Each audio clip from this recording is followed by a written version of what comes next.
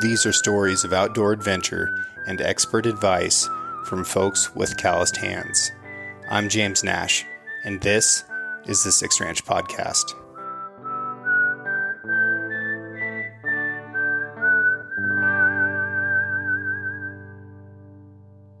For those of you out there that are truck guys like me, I want to talk to you about one of our newest sponsors, Decked. If you don't know Decked, they make bomb-proof drawer systems to keep your gear organized and safely locked away in the back of your truck.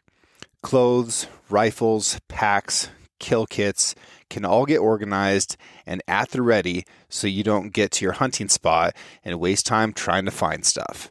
We all know that guy. Don't be that guy. They also have a line of storage cases that fit perfectly in the drawers. We use them for organizing ammunition, knives, glassing equipment, extra clothing, and camping stuff. You can get a 2-drawer system for all dimensions of full-size truck beds, or a single drawer system that fits mid-size truck beds. And, maybe best of all, they're all made in the USA. So, get decked and get after it. Check them out at decked.com. Shipping is always free. So you're trying to collect a bottle of scotch from every region of Scotland that produces it? Yes. How many regions are there? Oh, gosh, off the top of my head. I should have just pulled out the map. I think there's about 7. Yeah. So, I mean, you have Speyside, which is where, Glenfiddich, Glenlivet, those guys are. You have... Huge fan of those ones. Yeah. You have a Highland region, and then there's a northwestern region called Orkney. I think I'm pronouncing it wrong, but that's where, Highland Park is from. Yep. And then, go over to Isle of Skye, and that's where, Talisker's out of. Mm-hmm. And then Isle of Isla is where Lagavulin and the Froy are. Yep. And then... The real peaty scotches. I love them. Right, but I think it's also the scotch that a lot of people get introduced to, and it's not the starter scotch. Oh, God, no. Yeah. Macallan is probably, the easiest one to, introduce a bourbon fan to. It's just try, Macallan. Yeah. It's not overpowering, but it's kind of a good intro into it, and then work your way up. Yeah, and Glenlivet. It's solid. That's the F-150 of scotches. Exactly. Yeah. That's actually the perfect analogy for that. It's just easy. The daily driver. Yeah, and actually that was a distillery we stopped by because when we went to Scotland, again, I was, early 20s.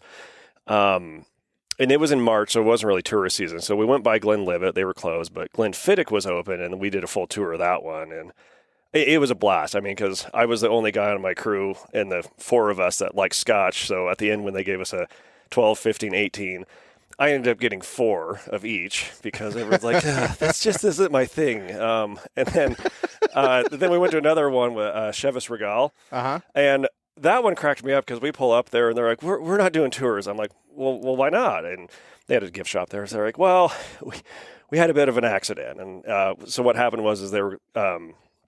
there's a cleanout mechanism for their stills to go into the public sewer system. Uh-huh. Well, somebody accidentally hit it when it was full of scotch and nuked the city septic system. So they're like, we're not going to make money this year. But so I bought a bottle from there. I got a cast strength Glenlivet 17 and smuggled it home. Uh-huh. Obviously, at that age, I didn't realize customs and got away with it. So I got it back home. Yeah. But that was a good one. And that was kind of my first introduction to cast strength ales. Mm-hmm. So, or scotches, sorry, not ales, scotches. Yeah. But yeah, what about you? What region is kind of your favorite? I'm a big fan of the Glenfiddich, Glenlivet. Some of the Highland scotches are great too. But I'm going to go there in August with Rob Gearing from Spartan Precision and do some stag hunting on an old estate there. So excited for that. No kidding. So what region is that? I believe that'll be in northern Scotland. Okay, so are you guys flying in Inverness? I have no idea. Okay, because I think there's direct flights now from Portland to Inverness. Really? Yeah, and I really liked Inverness. It was on the northern coastal region, and it was a really cool city. Yeah. But when we went, and I would not recommend this because we're in our 20s, so we fly into London and just tried to like road trip it. So you're kind of like in London for a day, then you're here for a day, and you kind of just whip through it. And if I were to go back, like I would have probably spent several days in Edinburgh. Edinburgh was a cool city because there was like this medieval layer where there was a cool castle up on top and all the statues of, Scottish philosophers, everything like that. Yeah. Food was great. And then there was kind of a modern era down below where, great restaurants, great hotels. That was kind of a cool region. And we went up to St. Andrews, which is where the birthplace of golf, right? So they have the big PGA Tour. We got to walk the whole course. That was kind of neat to see. Yeah. But I really like driving through the Highlands. Like I would recommend driving through that because it was just amazing setting. I kind of felt like home. Mm-hmm. Like I don't know how else to describe that. I mean, obviously it was a lot more moist than here, but it was just I kind of felt comfortable there. It was a great region. Yeah, there's so much history and tradition on that side of things. It's older. It's way older. We talk about the age of sort of European influence here in Wallowa County, right? 100 years. Yeah. not much, right? Yeah. Like when did the Dawsons show up here? 1904. Okay. That was a tough time to show up in Wallowa County. Well, and again, like the problem with family history that's not written down, it's like, separating myth from fact or myth from legend, right? Because that one I was able to trace back a bit. So my great-great-grandfather was out of Pennsylvania, and he fought in the Civil War for the North. He was actually in Gettysburg, and I found evidence of that. And there was thoughts that he was probably a POW a couple of times throughout the Civil War region. And then his son, George, is the one that came out west in 1904. And I don't remember, one story that I heard is, what was the old story where had to drier climate, right? For tuberculosis. Yeah, but I never got that confirmed. It was kind of one of those myth or legend runs, right? So anyway, he ended up here in 1904. And then that's where he met my great-grandma. And then they were in the, timber sawmill. So they had Dawson Lumber Company. So his sons, George, which was my great-uncle, and Malcolm, ran the sawmill, and they were kind of partners in it. And then in 1950 is when Malcolm went out to the farm. Okay. Yeah. And then actually, but my grandma, so his wife, Jean, so she grew up over in LeGrand on Booth Lane, and she was a Jasper, and they had the lineage from McDonald, which came out of Isle of Skye. Okay. So that's, and obviously, typical story, met during World War II. And, then had a bunch of baby boomers. Yeah. Now they're running stuff. Well, and how about you? Because you're one of the few Century farms in Wallowa County. Yeah. And from what I understand, there's quite a bit of documentation requirements for that as far as genealogy and all of that. So what's your kind of backstory of ending up in the county? So also started with Scotland, pause for Civil War. But which side? Yeah, I think both. I think I've got family super on both common. sides. Yeah, super common. Yeah. But I do think that the McAllister side fought for the South. Okay. From what I can tell. We still have a rifle, a family rifle from the Civil War, and it was one that got converted. So it started out as a musket and then had the breech cut later on and hinged so that you could put a cartridge in it. So a really pivotal moment in firearm history, right? When we went from muzzle loaders to breech loaders, that's a huge deal. Probably one of the bigger steps forward. And war advances all kinds of technology, and not just military combative technology. But I talked to a doctor recently, and he thought that the Civil War progressed medicine by 100 years. Okay. So they learned so much in this short time period, especially about trauma and disease, that they were able to just have that many repetitions and so much requirement that medicine moved forward by leaps and bounds during the Civil War. So was this like the germ theory thing of using utensils on one wound of one soldier and going to another and then realizing it's... I think it's some of that. I think it's also surgery. Yeah. I also, and I shouldn't say this because I'm probably wrong, but I think that's when blood transfusions began as well. Oh, no kidding.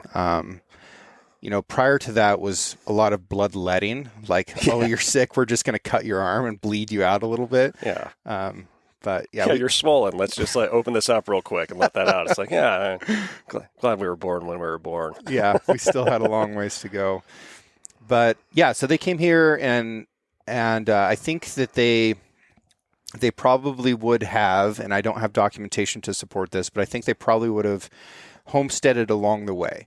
It wasn't like you leave St. Louis, you get to Oregon, and you start your farm or your ranch.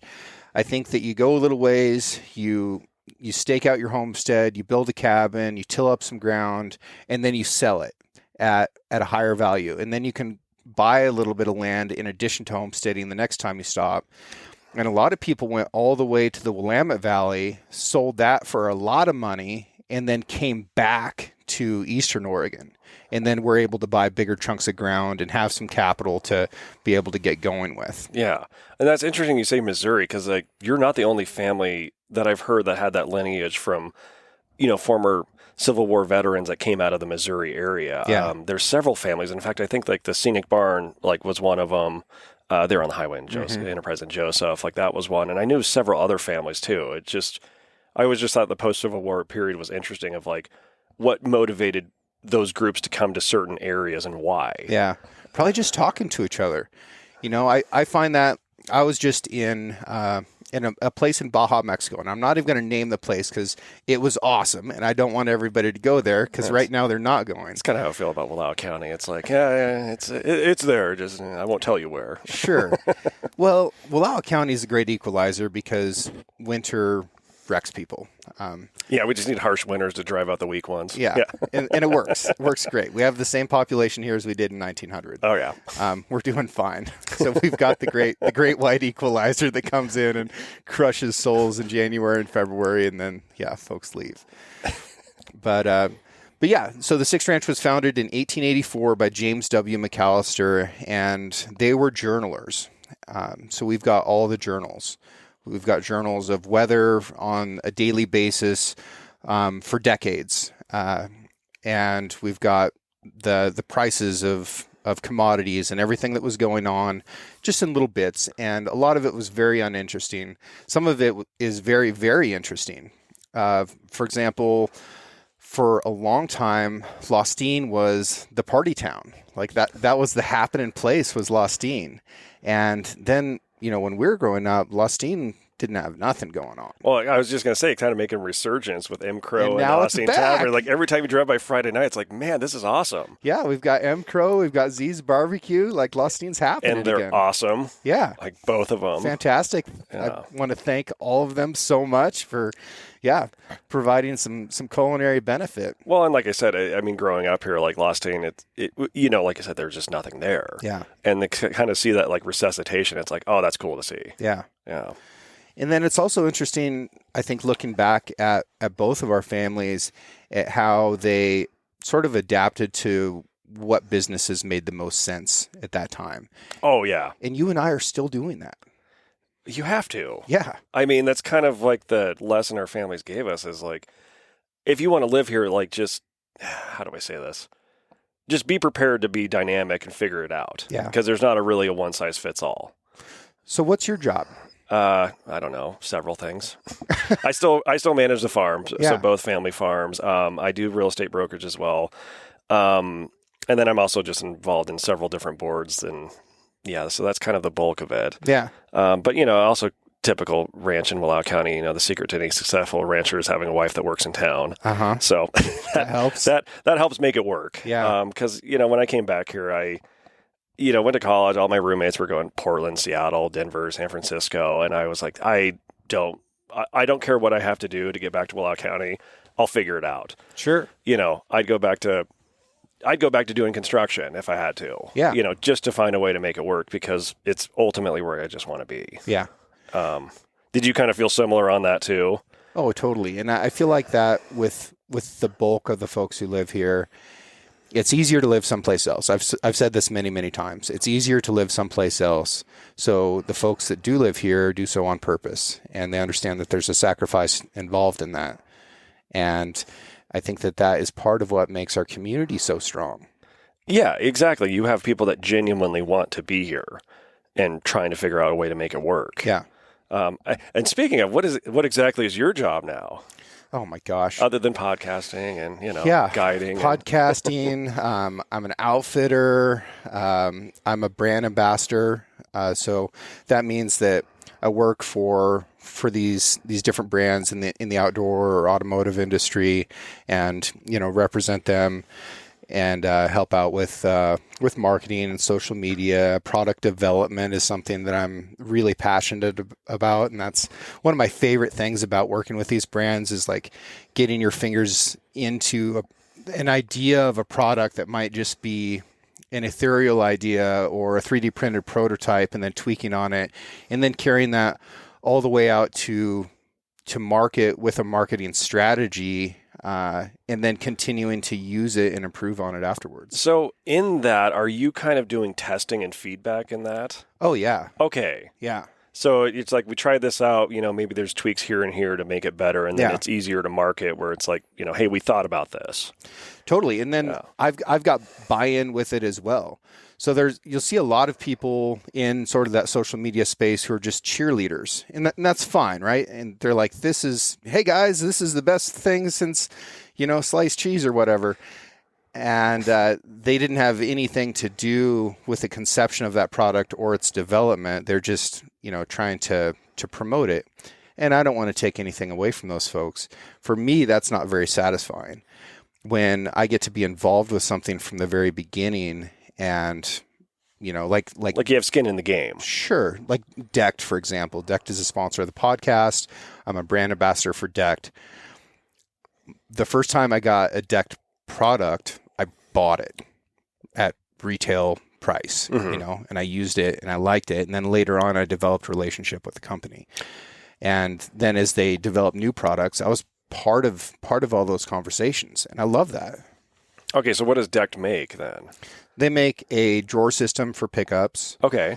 And they make a bunch of different cases that can go in or on top of those drawer systems to protect and organize the stuff that you carry around in your truck, so that your backseat isn't a perpetual disaster of 17 different types of gear. Yeah. My wife complains about that often. She's like, if you get in a wreck, you're going to get hit in the back of the head with one of your coffee mugs, and you're going to die because of it. I'm like, yes, I know. Probably not how we're going to go out, but you never know. Yeah, just anyway. Yeah. Anyway, so it's a mess. Yeah. So Yeah. I probably could use something like that. Yeah. So you have quite a social media presence. Sure. Do you like that?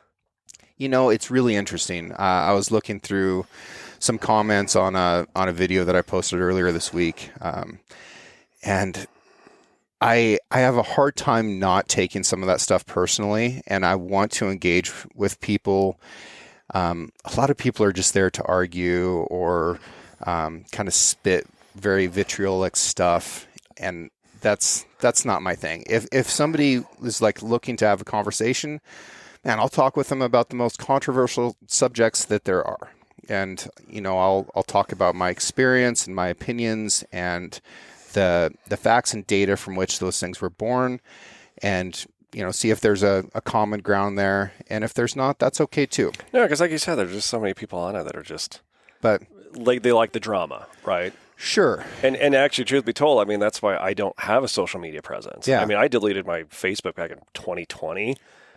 It might have been election related, because I was just like, enough. I can't take this anymore. Yeah. I just can't. It's too much. Yeah. The election stuff is what drove me out of Facebook as well. Oh, God, it was terrible. Yeah. It's like my least favorite. Yeah, it is pretty brutal. Yeah. There's been months where I'll reach like 90 million people on an account. Yeah. And that's a lot of people, and 90 million opinions can really gang up on me. But you also learn to have kind of thick skin and try and, use it for good and not evil. And and that's a crazy part with the internet today is just like imagining an audience of 90 million people. I mean, I can't conceptualize that of like if you were in a stadium surrounded by 90 million talking about something. Yeah. That's what's really like, it's tough for me to like really imagine, visualize that. And I try to talk with folks about that too. Like, say they're just getting started and they're wanting to build up that type of presence.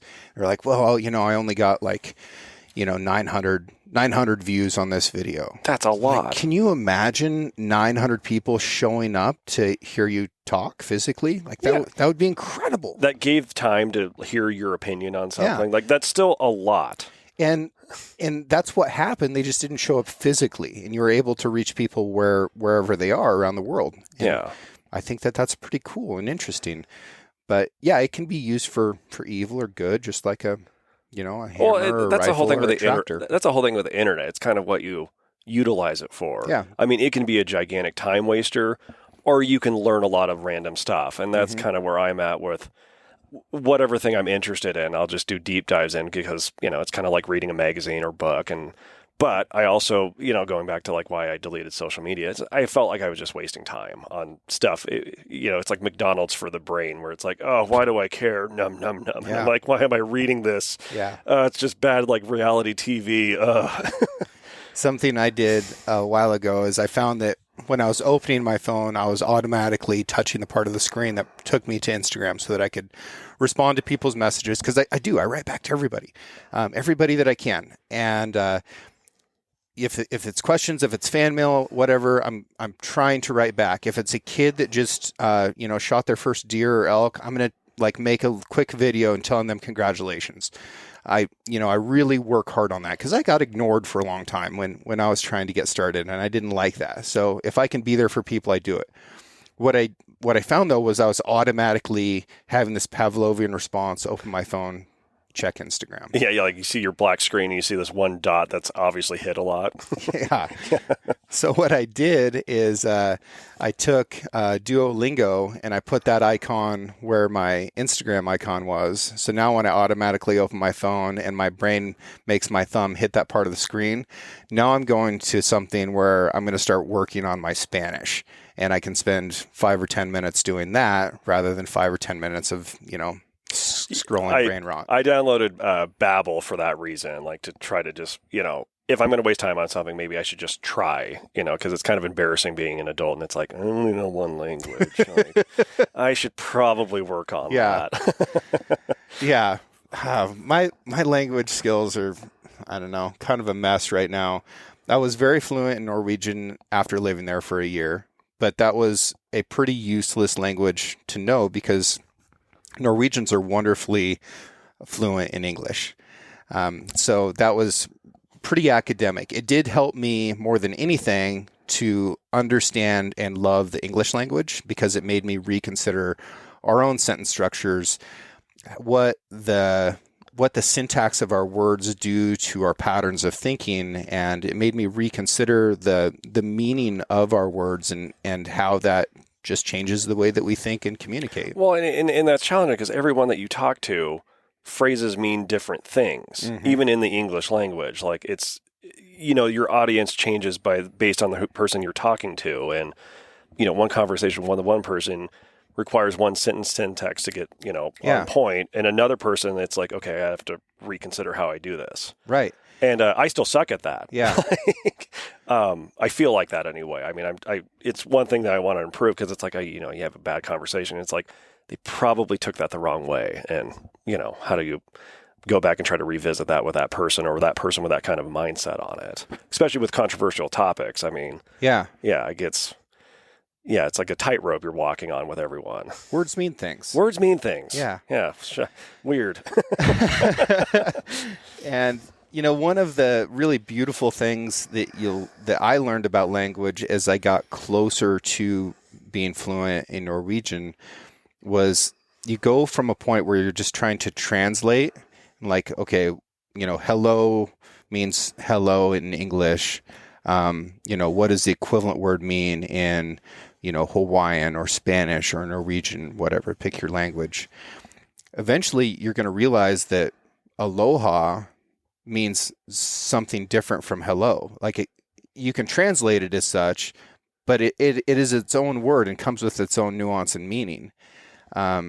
And that's really cool. And you can start to get the feeling of these words. And rather than doing the translation, you're actually bringing to bear the nuance of the difference that word is using. Yeah, And I think it's awesome. And that takes a ton of practice too. I mean, and experience, which is, and I feel like that's kind of tough of like learning a language here is because you don't have a whole lot of people that you can engage with speaking on that one. So you're kind of like, you use it, you lose it. Yeah. I mean, because I did Italian in college, and it's like that's the one that I was trying to learn again because that's one of my bucket list travel areas. But again, no one to practice with. Sure. So I'm kind of just going from scratch, and then if I ever make it over there one day, which I want to, I can maybe, be good enough to order like a meal or something like that. Yeah.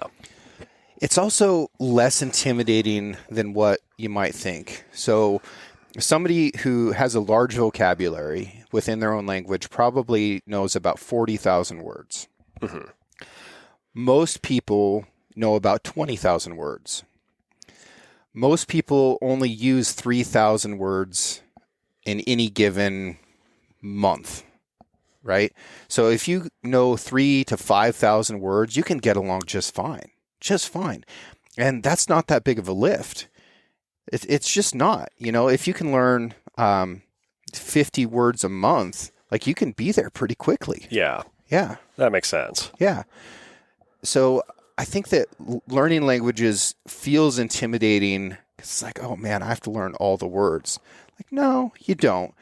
You need to learn enough words that you can get along, and then more words will come just in practice. And the more you talk to people, the more you kind of, yeah. Yeah. Oh, especially different dialects. I mean, because like I've always heard German had very distinct dialects throughout the whole country. Yeah. I guess the U.S. does too. I mean, if you go to we the really South, do. it's... And around the world.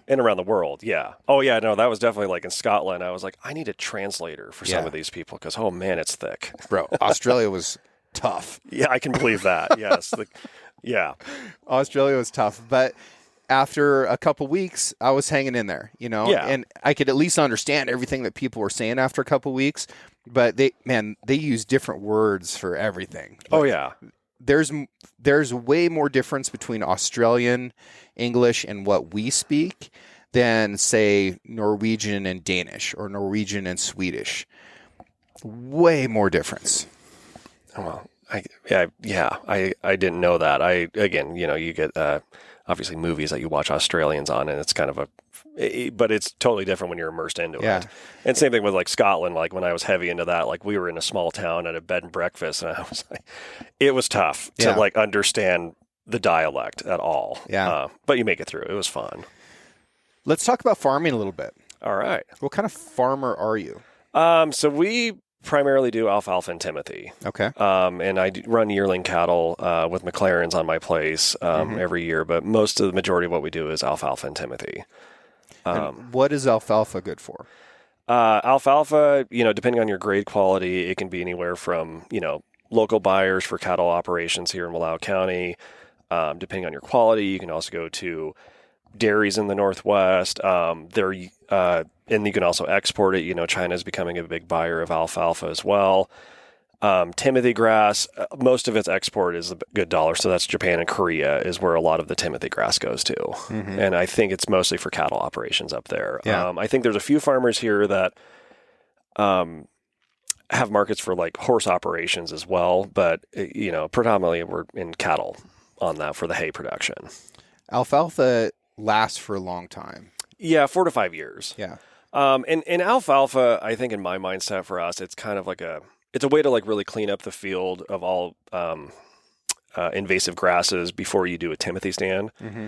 So it's a good way to, clean up the field, but also have a nitrogen boost for your Timothy crop for when you do that. So we kind of do a 4 to 5 year cycle on alfalfa, then we jump into Timothy.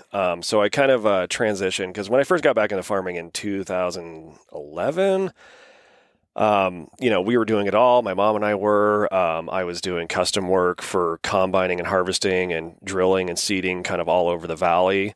And after I got married and had kids, I was like, I'm really not seeing them that much in the summer. So I kind of got burned out on the custom work.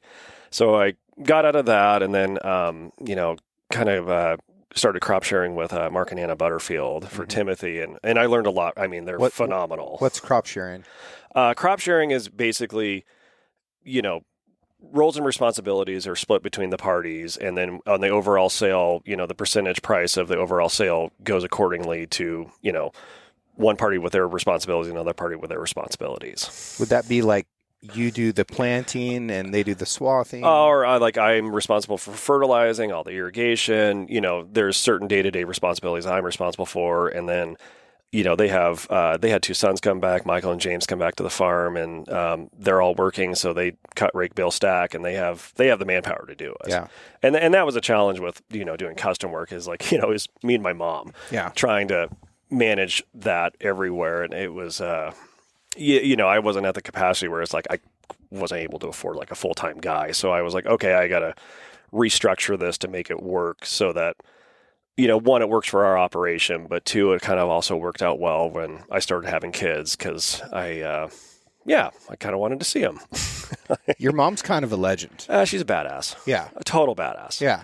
I mean, she's, I better not say her age on air, but extremely like healthy and driven person. I mean, she's one of those, I'll show up on a Sunday and I run into my sister. I'm like, where's she at? She's like, she's tearing out a fence somewhere. And she's like, I just think that 1/4-mile fence needs rebuilt, and she's just out there doing it. Yeah. And I'm like, oh my God. Yeah. But I'm really fortunate on that one because like she's just super physically capable. She's like healthy, but she just wants to go. And I was cracking up when we transitioned into a crop share, and I got a custom work. I was like, yeah, good. I'm going to be like a good son, and my mom can kind of like chill out and maybe kind of semi-retire. Sure enough, she takes a job with the Butterfields the next summer to start running swather for him all summer. Because she's like, I just was bored. I didn't have enough to do. Stop. Oh, yeah. God, no. And she won't. And that's like kind of the coolest part about her and her siblings is like, they're all that way. They just have to like be doing stuff, and they're just kind of driven that way. And then, they'll make up projects to do if they have to. Yeah. Was she into athletics? Yeah. So she grew up in Sunnyside, and she actually played basketball at Gonzaga. And I think she went to Seattle Pacific. I'm sure she'll tell me if I'm wrong. But anyway, so her family, I don't have as far back of lineage on that one, but so her mom's family grew up in Seattle. I think they were there in the 19-teens, and that's where they got their start. And then my grandpa was actually out of Arkansas. Arkansas. And then World War II happened. He was a captain, got stationed up in Alaska. And then I think as the story goes, he was kind of later in the war, went over to Europe and actually met her brother, I think. And anyway, they got connected, and then they managed a big cattle feedlot operation. He was a cattle broker salesman. And that's kind of how they discovered this area. So he bought Jay Dobbins' place right next to my dad's family farm in 1967. Okay. So when my mom was done with high school, college, she went back to the farm, and as legend has it, one romantic day changing pipes. That's how my parents met, and then they had a lapse in judgment in their mid-30s, and here I am. If you can change pipes together, you can do anything together. If you can work cattle together, you can do anything together. Sort cattle for sure. Oh God, the family fights on that day. It's like, why is Dad so tense? I'm like, I know. The meanest things my sister and I have ever said to each other have all been while sorting cattle. 100%. Me too. It's like, and then it kind of gets over, and you're like, okay, sorry about that. Yeah. We good? We're good? All right. You know what I'm going through, right? Yeah. Yeah. It's funny. Magically, people get along pretty well at brandings for the most part, but sorting and doctoring, man, you oh yeah, I agree with you. Branding was way more fun because it's kind of like, we're gonna barbecue after this, and it's kind of like, and then branding was way easier to get friends to come help because it's like, oh, I kind of want to help out and experience this. So you have more hands on deck, for better for worse, but it's kind of more of it was a lot more upbeat than like, the spring doctoring before you kick them out to pasture, or like, or if you have those, or if you have those like midsummer ones where disease starts going through, those ones have got to be like the worst because it's hot, it's dry, it's dusty. Everyone's not happy to be doing this anyway. Yeah. And cows being out. One of my deep joys in life is when my little sister's cows are out, and I can call her and tell her about that. The opposite is when I call her and say, hey, your cows are out, and she goes, sweet, I'm, out of town delivering beef or something like that. Now you got to go fix it. I'm like, ugh, the worst. It is. Yeah. But I'm always like pretty fortunate, like in our area. I mean, like neighbors kind of always help out on that too. Like, like my neighbor Jay, it's just like, he'll call me up. He's like, I saw 3 yearlings out. I put them back in for you. And, same thing with him. If we notice each other, there's good communication, but, never take for granted having awesome neighbors. Yeah. Like that's huge, especially with cattle. Well, right here, it's kind of, 2 ranches and then the rest of it's farmland. Yeah. So cows being out on crops is a big drama. Oh, yeah. Yeah. Oh, yeah. Still to this day. Yeah. I mean, because, especially with Timothy grass, like you can ruin your exporting quality if they find, shit in the field. Yeah. Like, so it's a high stakes game where, but at the end of the day, that's where, again, I'm fortunate to have my mom that I do. It's just like she likes building fence. She's really weird, but it kind of helps with that security to find the balance between farm and ranch. Yeah. She's awesome. Yeah. Yeah. Always been super kind to me. What has changed in technology and farming between when we were kids and now? Oh, man, where do I start? I think irrigation is probably the biggest. But I can't underplay like the technology that's come on to like tractors, sprayers, seeders, harvesters. I mean, those things have gone huge. I mean, you can drive through the whole valley and most lines are perfectly straight. Well, because they're all on GPS. Mm-hmm. So that's made those things are just huge. I mean, it's to the point now where like, running swathers, people have GPS hooked up on their swathers so that the rows are perfectly consistent and the same. And so that's been a big deal. But as you know, I'm biased towards irrigation, and that has made a lot of steps. As far as like manually going out and changing pipes, as opposed to now I have fields I can run from my phone. Yeah, like it's just wild what the last 15 years has done on that. Well, when you got here, it's snowing right now. We've got some snow on the ground. We were watching the storms kind of kick around the mountains here outside the studio, and we're talking about what, is just kind of a default, which is you say, well, we need the snow because we don't get rain here in the summertime. We are wealthy in rivers, but we're very poor in summertime precipitation. So we need snow that is going to stay as that water bank and then gravity, which is going to bring it to us throughout the summer. From where that snow is now in the mountains, what happens with it between there and it getting into the ground as far as irrigation and crops?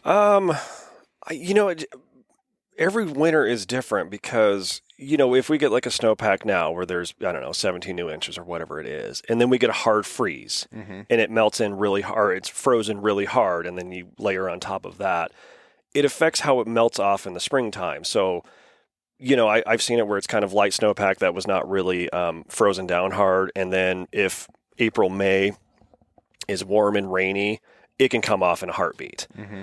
And then that affects it. But if it's really hard and frozen, then, it kind of like sustains and slowly melts off from, April through June. Mm-hmm. And you can kind of plan accordingly. So most of our basins that we look at are for the irrigation district is Mount Howard and Aneroid, because those are what flow in and fill up the lake every year. So we do have a storage capacity at Wallowa Lake, and we track snowpacks really tightly, as well as like weather patterns going into the spring, because, you can only store so much, you can only have so much going into the river without having flood issues. So we track that really closely to try to plan for our whole summer. So starting, really next month, we meet about it and we talk about it every month of like, what's the current snowpack? What's the water equivalency? What's the weather patterns look like for the next 3 months going into summer. What do you mean by water equivalency? Like snow, like water content of the snow, right? Because not all snow is created equally. It's not. Light and fluffy versus wet and hard, those are different variables on that. But we try to like gauge it on like, when's the lake going to fill? What week is that going to hit that peak? What do we need to plan? Do we need to store some? Do we need to let some out? And kind of like, that's how you kind of fill the reservoir. And then summertime, it goes into Wallowa River, and then you have points of diversion that kicks it into our ditch systems. And that's how we irrigate from May through September 30th. Yep. Yeah. So who owns the water in Wallowa Lake? So the stored water is owned by what's called the Wallowa Lake Irrigation District, which used to be the Associated Ditch Company. Okay. So that's who owns the Wallowa Lake Dam structure, and that's who manages it. And it affects our irrigation district is about 16,500 acres. But the John Williams at the state OSU Extension Office, they did studies on it back in 2010, 2015. And because we're at the top of the basin and the top of the river system with return flows, that storage water and the system probably affects 37,000 acres throughout the whole county of irrigated ag, just with the way water flows downhill, right? Okay. Yeah. So how much stored water is in Wallowa Lake? Well, so currently we're in the process of trying to rehab it to get it back up to full capacity. So currently we're at a 72% capacity limit with the current condition. So we rehab it, we get back up to full capacity. Oh my gosh, I should have looked at this number before I came in. It's 48 to 52,000 square feet ish. I'm giving you a range because I can't think off the top. Square feet of acre feet. Acre feet. Yeah. And what is an acre foot of water? Well, just imagine looking at an acre and adding 12 inches onto it. That's 1 foot of water across the acre, just to kind of give you somewhat of a visual on that. Gotcha. And an acre is a football field with both end zones. Pretty much, yeah. Yeah. So a foot of water on top of that. Yeah. So historically, when water in the West, prior appropriation. So when settlers came in and they're starting to farm, they'd file for a water right and they would ask for a certain amount that they would irrigate with and divert with. So, older priority dates have basically the first in line. So if there's water restrictions, if there's low snowpacks or whatever, those oldest dates matter because they are the top priority, and water rights can go from late 1800s to, I don't even know, 60s on up. Yeah. So the guys in the 60s are junior compared to those guys from the 1800s. So if there's water shortages, the junior guys get shut off first and the older guys get to keep going. Right. Yeah. And one of the things from my perspective that's interesting about that is that our water rights here on the Sixth Ranch go back to 1884. They're very, very old water rights. Yeah. But we're also at the end of the line for the ditch system that we're on here. So we've got senior water rights, but there's people who can take it with gravity before it gets to us. And oftentimes that turns into conflict. And, a very common line is that whiskey's for drinking. Water's for fighting. Water's for fighting. Yep. Thank you, Mark Twain. He was right. Well, and I'm cautiously, I'm optimistic about Wallowa County just because of the way our river systems work, because you read of other regions in the West who are, whether it's irrigation wells, live flow, pulling out of aquifers, it's going to be a very relevant topic in the whole West. Oh man. Especially with fluctuating snowpacks. Because even my tenure of being on that, I've seen 72, I've seen 110, I've seen last year I think it was 82 to 85%. Yeah. So El Nino and La Nina cycles. So it's just constantly fluctuating, and that's where the irrigation modernization stuff is a big deal because historically when they're all doing, because all you could do was flood irrigate. There was no electricity and all of that. So, a lot of the water right acres throughout the valley, they're 5 to 5.5 acre feet per acre throughout the summer is kind of what a lot of the rights are structured around. And which is a lot of water. Which is a ton of water. But that's what you had to do, right, in that time period. But so with the irrigation upgrades, like doing a pivot, we're using now 16 to 24 inches of water throughout the whole summer. So we're using, 2 acre feet. Yeah, 2 acre feet compared to that. And there's multiple reasons to do that. A lot of it for me personally was a labor issue. Back when we were in high school, we probably had 6 or 7 pipe changers. And now, what is changing pipe? Because we're talking to the whole world right now. There's people in 100 countries that are going to listen to us. Oh, way to intimidate me on this. Yeah. So changing pipes is it's a method to get your field wet with water. So typically in our situation, there's a pump station on the water source, whether it's an irrigation canal or river or whatever, but most of mine are an irrigation canal, so they're not on the river. And then the irrigation pumps goes into a main line, underground, buried, and then every 120 feet or so, there's a hydrant that comes up, and then you hook up your valve to that hydrant, and then physically move either 4-inch handline pipe, or we have what's called wheel lines, which are above ground that have a motor in the center, and you move it across the field, and that's how you irrigate your field. And these, say we're talking about 4-inch hand line, the OG, right? The OG. How long are these pipe sections? What are they made out of? They're made out of aluminum. They're 40-foot long, and depending on how long the branch of pipes are, I mean, it can be 5 pipe or it can be 40 pipe, depending on your field. Right. So back in our day, there was a lot more hand lines and few wheel lines, and like I said, we had 6 or 7 high school kids out there changing pipes all summer long. Yep. And a lot of times you're changing these pipes a couple times a day. Yes. 12-hour sets. So this is what I grew up doing as well. So to break this down even further, we move this valve to a hydrant that's 120 feet away. And now I'm going to go and take one section of pipe and I'm going to pick it up, hopefully in the middle so it balances. And then I'm going to walk 120 feet. I'm going to hook it up to the hydrant and set it down while water is flowing through it. Well, that's if you're good at it. You got to have a little bit of water. Otherwise, it doesn't work right. Yeah. And then you go back and you get the next section and you work your way across the field that might be a quarter mile, half mile long. And, you've got your 40 or whatever sections of hand line on there. You put a cap in the end of the pipe pressurizes, the sprinklers start to spin around. You hoof it back to the beginning, turn your valve all the way on, and now the sprinklers are going to go around in a circle and irrigate that strip. And in 12 hours, you're going to come back and do it all over again, and you're going to do that all summer long on every day that's not raining and doesn't have lightning in the sky. Yeah, I kind of always imagine purgatory being me just changing pipes for eternity if I end up in purgatory, Yeah, and you're probably running because the mosquitoes are real. Or you just had hard-ass bosses like my mom, and it was like, why is it taking you so long? So you're just booking it.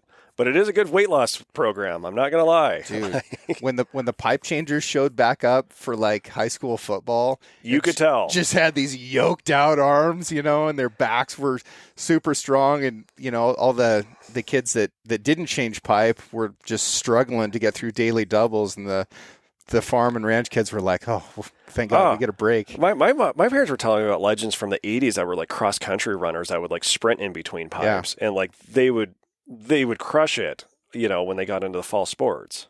Well, there are 2 schools. There was the getting paid by the hour guy who would just kind of lollygag along and walk, and then there was the paid by the section guy. Yes. I was a paid by the section guy, so I got 20 cents for every section of pipe. You want to know what we're up to now? What is it? Like over $1 a pipe. Really? Yes. Inflation. Yeah. Our motivation.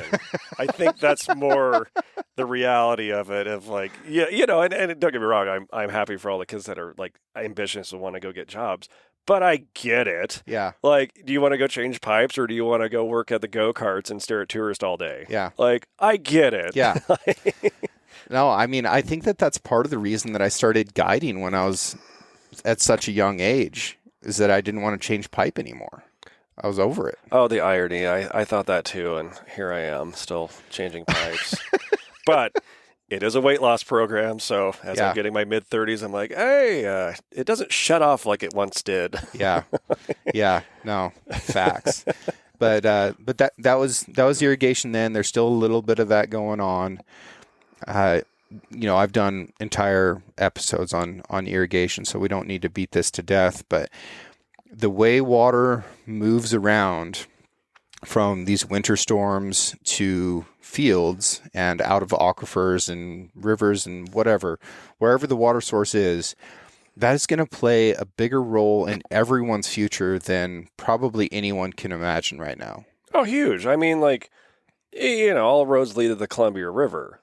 Like in our stance and a lot of it in the Northwest. Mississippi, the West. And you have massive municipalities along those rivers, and you have massive, it's going to be an ongoing, I shouldn't even say debate. It's just going to be something to pay attention to. Well, we can't create food without irrigation. Correct. And people can't live without water. And everybody needs food. Yeah. And everyone needs food and water. Yep. So and that's where, and that's where the added benefit is. I mean, I think when I get back here, like, when I was starting to do infrastructure projects, because when I came back, we only had like one pivot. And I was really adamant about that because of labor issues and quality issues. I mean, it was just so much better. You can be a lot more precise. So much more precise and so much more consistent. But the flip side of that is, like I said in the numbers earlier, we're using, a fifth to 2/5 of the water that the original allocation was for flood irrigation. So I think I'm excited about the conservation side of it. And again, I'm not pushing on this because I get flack from people who still flood irrigate. They're like, oh, you're trying to change your operation. I'm like, no, I don't care what you do. Like, you do you. It's your operation. We still flood irrigate. Exactly. Yeah. No. And like I said, there's not a one-size-fits-all for every area because I know what you're talking about along the highway. Like, that would not make sense to put a pivot there. I'm sorry. Yeah. Like, it just does not make sense. But where we were at, with the lake being held at a 72% capacity, if we didn't do those conservation measures, and I'm not saying we as a district, I'm saying we as individual farmers, all of us just started doing it.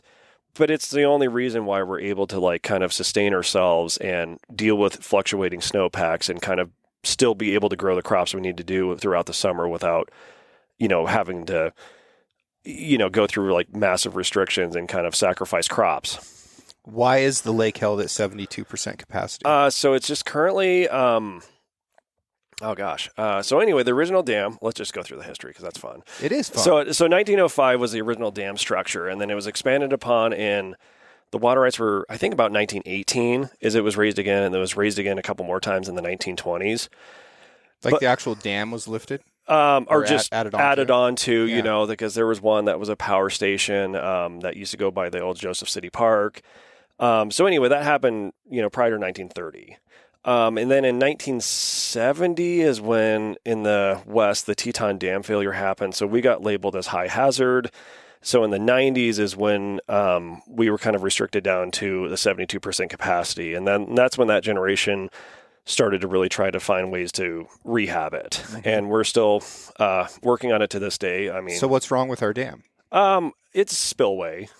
I mean, because if you have a maximum flow thing, it doesn't get clogged and all that. And so, and it's just, it's time to do some TLC to it. Yeah. So how much the lake is, the deepest I've actually found with my fish finder is 282 feet. Oh yeah. Yeah. So it's a very deep, glacially formed natural lake.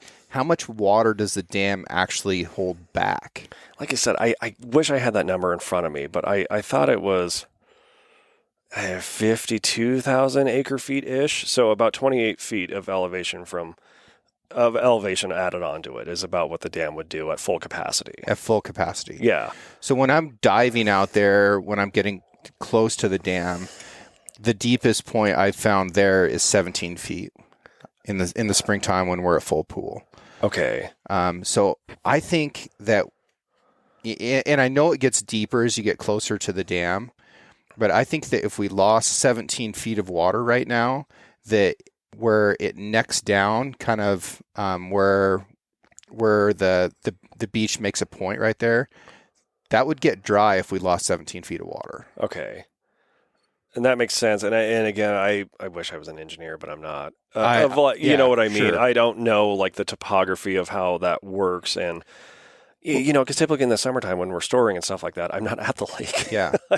Well, you're always going to have sediment that builds up as well, right? Yeah, that's natural, right? Whatever it naturally was when that dam was built, the bottom has come up since then, closer to that dam. And I'm not. God, I wish I had those notes in front of me. But I don't. But I know what you're talking about. I mean, it's just that's the way water, rivers, everything flows that way on that. Yeah. But anyway, no. I mean, so it's still work in progress. You have a diverse group of stakeholders, and I'm still optimistic. It's just it's just work. That's just the way getting people to work together to pull it off is going to be key. A diverse group of stakeholders is not a way to get things done necessarily. But they're there. Yeah. Right. I mean, they are. You have. It's real, but it's also part of the reason why we haven't been able to get the dam fixed. Well, there's too many voices. Well, I think it's because hasn't the money been allocated before? There is, and then pulled. No, it's not pulled. Okay. They're just there. It's just working out the final bit of details because, and they have I understand it. I mean, it's like you're in fishing too. I mean, there is a dynamic between irrigated ag water use and fish, and we have to recreation, conservation, all of that. And so they're at the table, and Yeah. they have to be. I mean, to make things work, to make sure that everyone's on the same page and find a good path forward that works. Do you need some more scotch? Oh, of course. What are you into? Try more of the same? Ooh. We've got some options here. We do have several. I'm impressed with your collection. I really am. Have you tried this Jefferson's Ocean bourbon? Oh, man. Yeah, let's in. I'm in.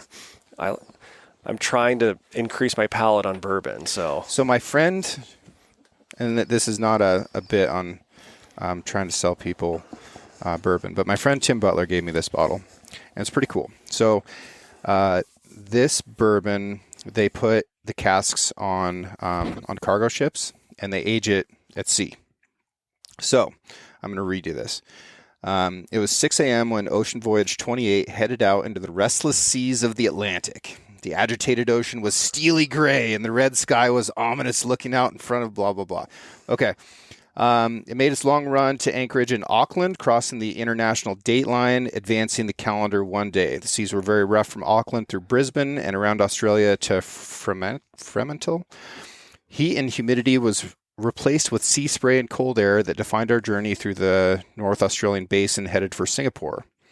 Air temperatures and wave conditions modified again in the South China Sea. Ports in Shanghai, Masan, Kobe, Nagoya, Yokohama, and another place in Japan were hot, and the waters were moderate, giving us a chance to thaw out and regain our balance before crossing the North Pacific to Tacoma. And down the Baja Peninsula, through the Tropic of Cancer, down the coast of Central America. The air was hot and heavy with moisture. Rain would have been a relief, but it never came. Our transit back through the Panama Canal was swift and smooth, while it remained hot and sticky. Our final days through the Caribbean and up the Atlantic coast were smooth and clear. The humidity, dramatic swings in temperature, and ever-changing sea conditions had the effect of bringing balance and richness to the complex array of flavors and tastes you will find in Ocean Voyage 28. Isn't that cool? That's awesome. I think it's also genius because one of the tough things that whiskey makers have to balance is they need Glenlivet 12 to taste the same on every bottle when climate conditions would not be the same year to year.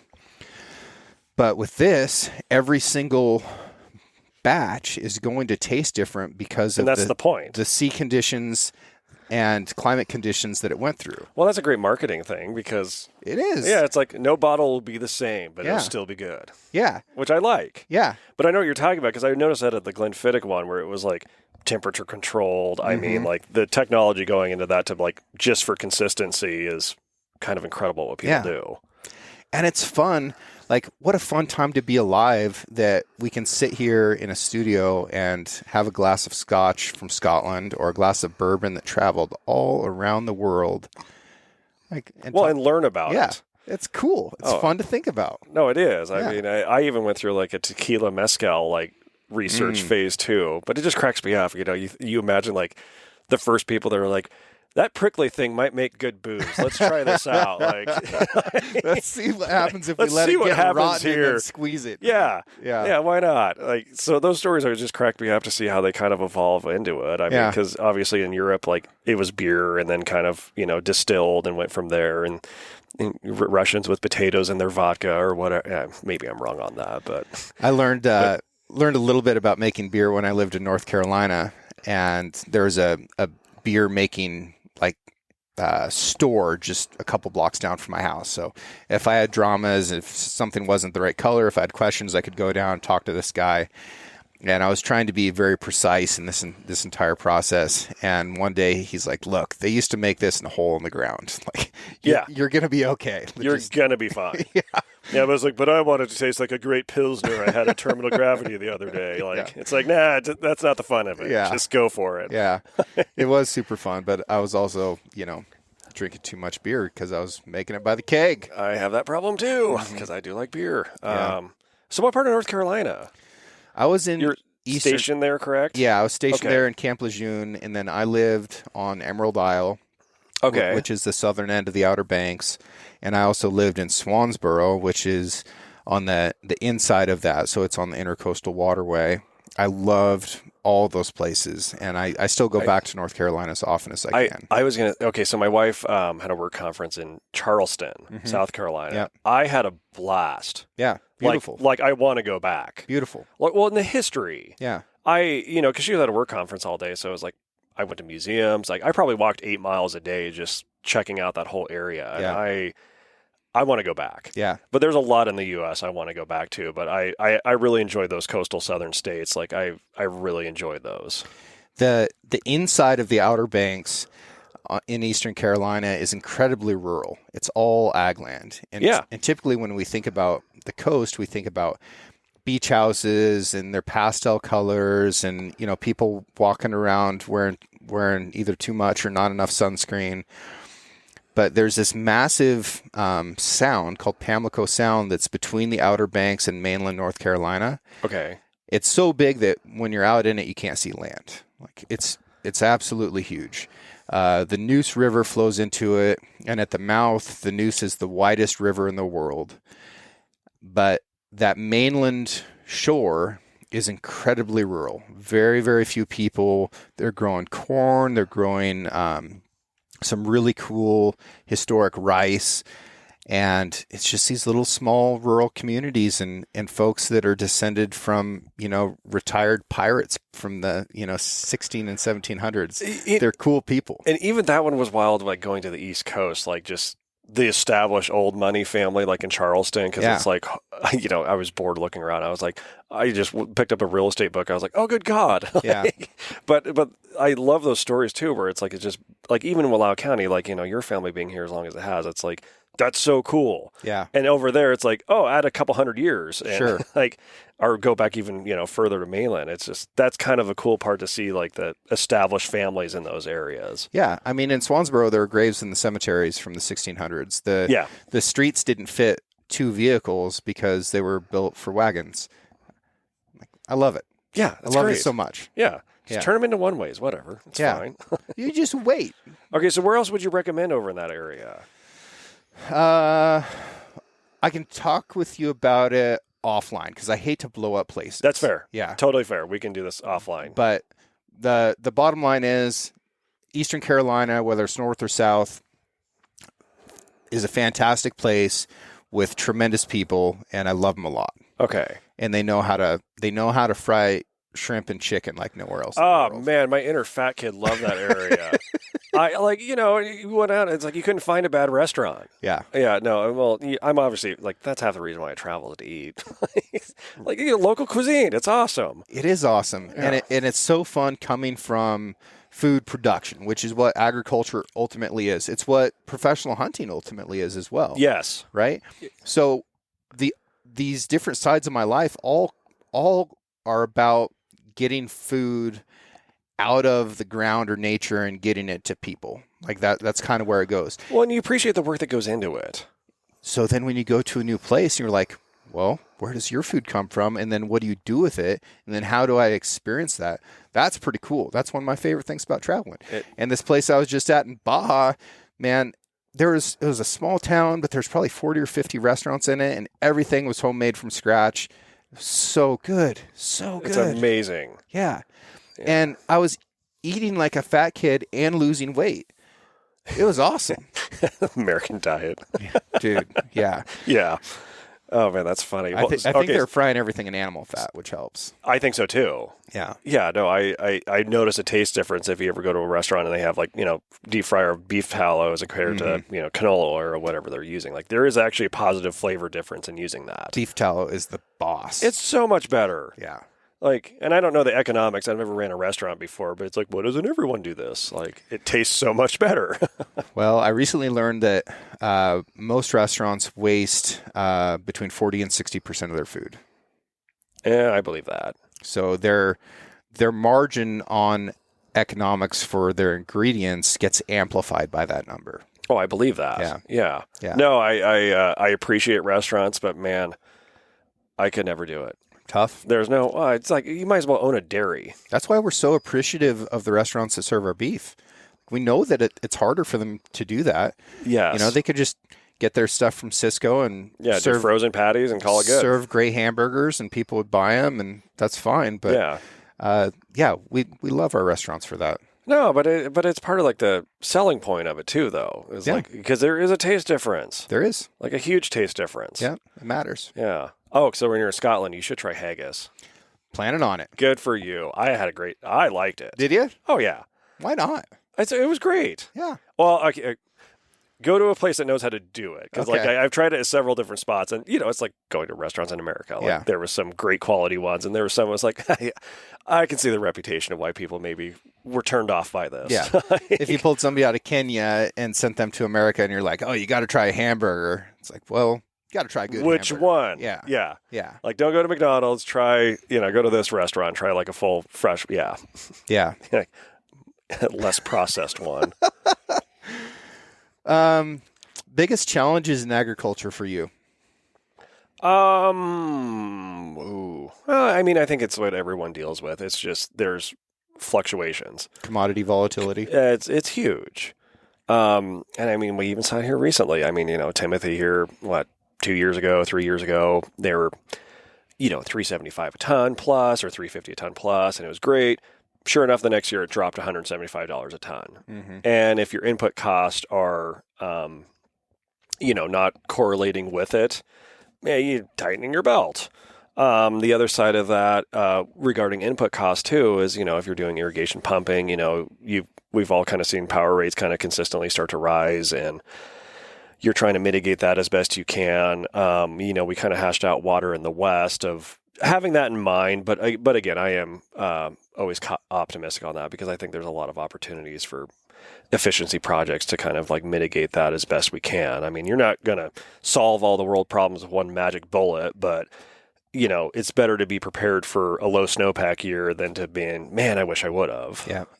But I think commodity volatility is, and basically I talked to my ag lender here the other day. He's like, cattle and maybe sugar beets are about the only thing good right now. Everything else is just, it's just in one of those cycles. Yeah. So I think that's the, but that's nothing new. I mean, you talk to your parents in ag who've been in it forever. That happens a lot. I mean, it is like the old stories when interest rates were, 20%. And it's like how many people went out of business in that time period, and the ones that struggled through it never forgot it. Right. And so, and we, all things considered, we're pretty blessed with like interest rates, even though they're higher than they used to be, it's nowhere near what our parents had to deal with. Yep. But that's what I see most is just volatility on that. And there's going to be regions throughout the West that I think are going to have water issues. I mean, I think that's just a reality. What about the age of people who are involved in agriculture? Like the average age of a farmer in the U.S. is 57 and a half years old. That scares the heck out of me. Well, I don't know where to go with this one because there's two ways I can go. It is a concern. But I think there's a challenge for like, if you were a young guy that wanted to just get into it, it's tough to find an opportunity to get into it. It really is. So are the older guys kind of defaulting to like, I won't call it selling out, but like, big corporate farms are getting bigger corporate farms, right? You've seen this trend happening, and it's kind of happening all over the U.S. where, you have these large farming operations and the small family farm thing is dwindling away. And, sometimes it's because it didn't work out. Sometimes they didn't have a succession plan where any kid wanted to do it again.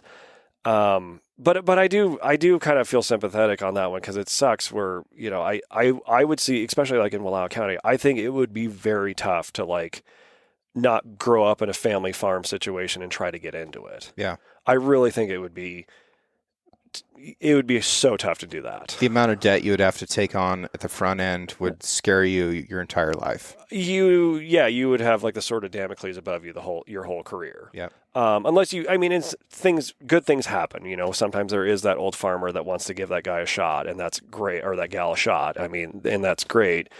But on like real estate side of it, it's like our land prices don't reflect production. Yeah. Like rangeland for cattle isn't being penciled out based on what the cattle can produce off of that land. And same thing with farm ground, which makes it even tougher. So that, and I know you're talking about the average age of farmers, but like I'm pessimistic that I see this kind of going like you're just going to see a lot more big corporate farms. And do you think that those are going to be American corporations? Both. Yeah. I mean, I don't have that crystal ball, but both. Yeah. That's another thing that scares me is that it'll be foreign corporations that control agriculture in America. It does, but I mean, well, and then I guess it is happening because it's not just the land itself; it's the, the distribution of shipping it and exporting it. They're also owning that. Meat processing. Oh, meat processing. Yeah, that one's a whole nother bizarre. I mean, because what was the last time they did an antitrust suit against the meat packers? It was, I mean, we're down to 4 now. Yeah. Yeah. Yeah. It's ugly. It's ugly. Yeah. So yeah, no, I have a concern with that one where, you kind of lose the character of the small family farms if they're just going to be big corporate and consolidated. And yeah, some of them are going to be US, but do you think your kids are going to want to run the farm? I don't know. Yeah. 5 and 8 years old, I have no idea. I want to make sure the opportunity's there for them, but at the same time, I want them to figure out their life and figure out what they want to do for themselves, So we're coming up on the end of the year. This is going to be my last question. And I think that the end of the year is a good time for reflection. If you could relive any year of your life, but you can't change anything about it, what year would you pick? Ooh, that one's tough.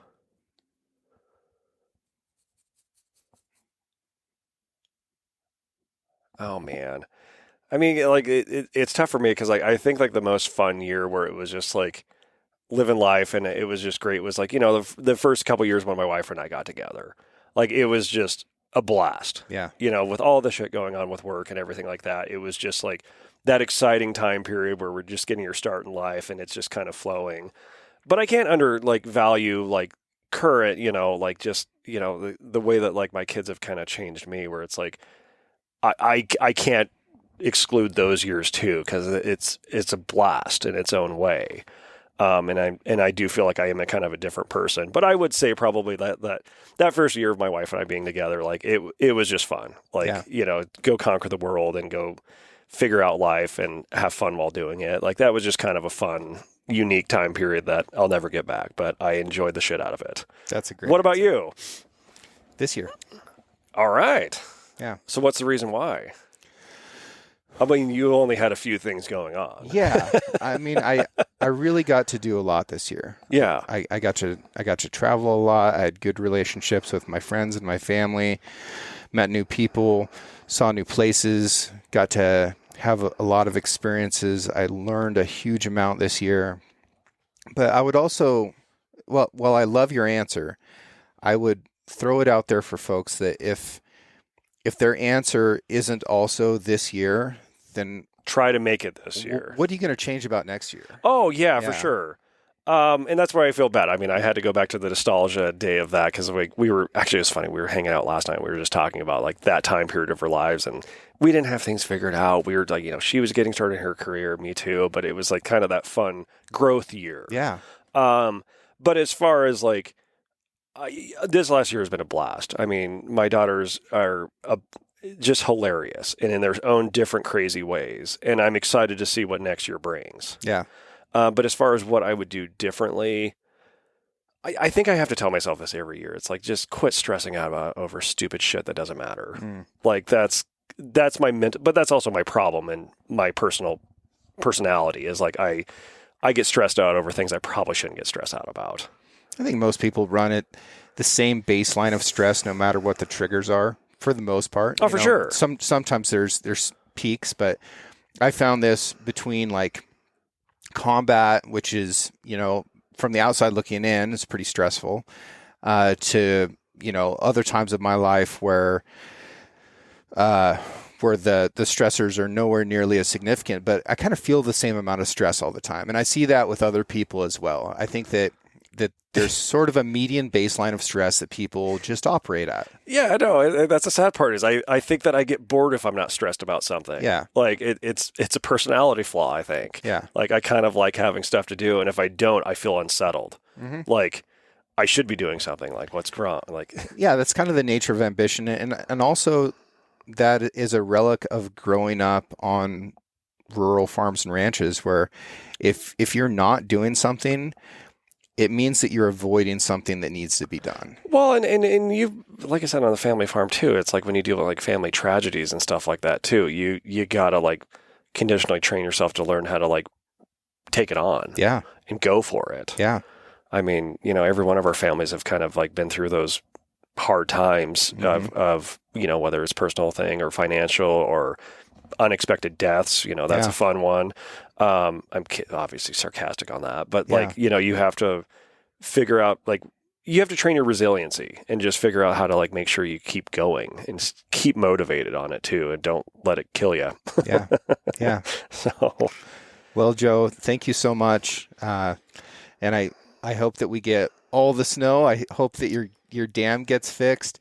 And I also, just want to take a minute. I've thanked you for this before, but something that so many people don't realize is that boat launch, that beach, that so many people get enjoyment out of, that belongs to the Associated Ditch Company, or what is it called now? Lake Irrigation District. Irrigation District. Oh, yeah. So that was a fun history thing. So the beach it's all Irrigation District property, but I think it's ODF&W has the easement for the boat launch. Mm-hmm.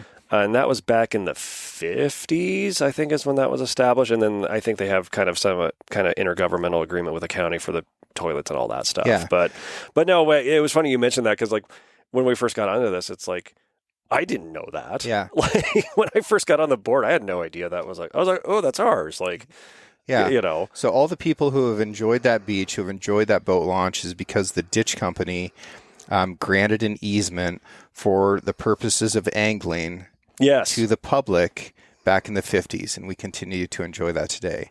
And that's a tremendous thing. And I don't see people stepping out to thank you for that, and they should. Oh, well, don't thank me. Thank the forefathers before me that actually had the foresight to think of that kind of stuff. Well, they're not around. But it is, I do have to say on that one, that has to be like my favorite volunteer thing is that board. And it's because there's awesome people on it. Yep. Like it's just a good group of people that are trying to figure that out. Yep. So pretty cool. All right. Well, thanks a lot, man. Oh, cheers, man. I appreciate you coming or inviting me on. Yeah. Merry Christmas. You as well.